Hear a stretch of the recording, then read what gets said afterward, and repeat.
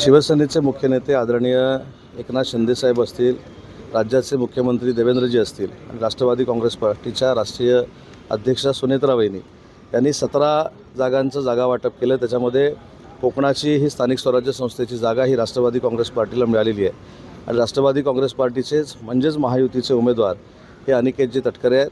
आज मी, नितेशजी राणे, स्वतः तटकरे साहेब, आदितीताई, आम्ही सगळेच लोकप्रतिनिधी या फॉर्म भरण्याच्या कार्यक्रमासाठी उपस्थित होतो।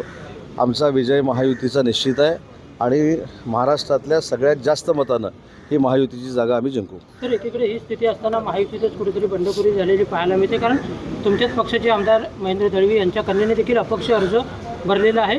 नाही, अर्ज भरलेला आहे, परंतु अर्ज मागं घेण्याची तारीख ही अजून 2-3 दिवस आहे।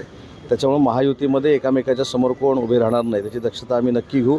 महेंद्र दळवी साहेबांची देखील आम्ही चर्चा करून त्यांची समजूत काढू। त्यांच्याशी काही संपर्क झाला का? नाही, संपर्क आमचा सगळ्यांचा रोजच असतो, परंतु जो आता फॉर्म भरला गेलेला आहे अपक्ष म्हणून तो मागे घेण्याच्या दृष्टीनं आम्ही सगळे मिळून त्यांच्याशी चर्चा करू।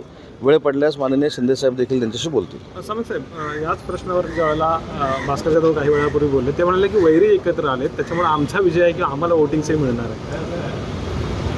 आधी 5 तारखेला फॉर्म टिकतो काय बघू आणि 22 तारखेला रिझल्ट नंतर विजय आमचाच आहे।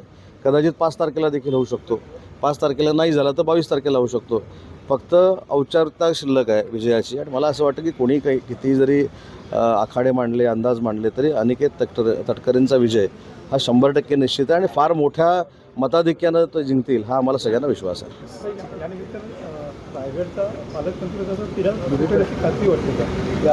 नाही, तिढा सुटण्यापेक्षा तिढा भविष्यामध्ये निर्माण होऊ नये यासाठी आम्ही सगळे पुढाकार घेणार आहोत। आधी ही निवडणूक होऊ दे आणि निवडणुकीनंतर जसा निवडणुकीचा रिझल्ट चांगला लागेल तसा महायुतीच्या प्रत्येक गोष्टीचा रिझल्ट चांगला लागलेला आपल्याला दिसेल।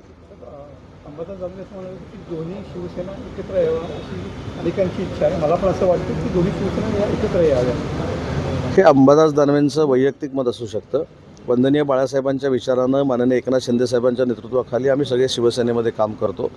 शिवसेनेमध्ये काम करत असताना महाराष्ट्राच्या जनतेनं नक्की शिवसेना कोणाची आहे, वंदनीय बाळासाहेबांची होती आणि त्याचं नेतृत्व आज एकनाथ शिंदेसाहेब करत आहेत। हे शिवसेनेला भरभरून मतदान देऊन महाराष्ट्राच्या जनतेनं सिद्ध केलेलं आहे। त्याच्यामुळं दानवे साहेबांच्या त्या चर्चेला काय अर्थ आहे मला माहीत नाही, ते त्यांचं वैयक्तिक मत आहे। अर्ज भरण्याच्या अखेरच्या दिवशी शिंदेंना 17पैकी 4 जागांवरतीच समाधान वाटतं, बाकीची यादी गुलदस्त्यामध्ये आहे, काय सांगाल? हे कुठची यादी गुलस्त? अर्ज भरण्याच्या शेवटच्या दिवशी अजूनही यादी डिक्लेअर नाही केलेली आहे। नाही, मला असं वाटतं की सगळी यादी फायनल झाली। ठाण्यामध्ये रवींद्र फाटक आहेत, परभणीमध्ये सईद खान आहेत, त्याच्यानंतर नाशिकमध्ये नरेंद्र दराडे आहेत आणि यवतमाळमध्ये चतुर्वेदी आहेत, दुष्यंत चतुर्वेदी आहेत। ऐनवेळी त्यांना फॉर्म देण्यात आले। अरे, ऐनवेळी देण्यात आला की न देण्यात आला हा शेवटी पक्षाचा भाग आहे ना। आम्ही कधी फॉर्म द्यायचा ह्याची चिंता बाकीच्यांना असण्याची आवश्यकता नाही। फॉर्म भरायच्या अगोदर आम्ही उमेदवारी जाहीर केली हे महत्त्वाचं आहे।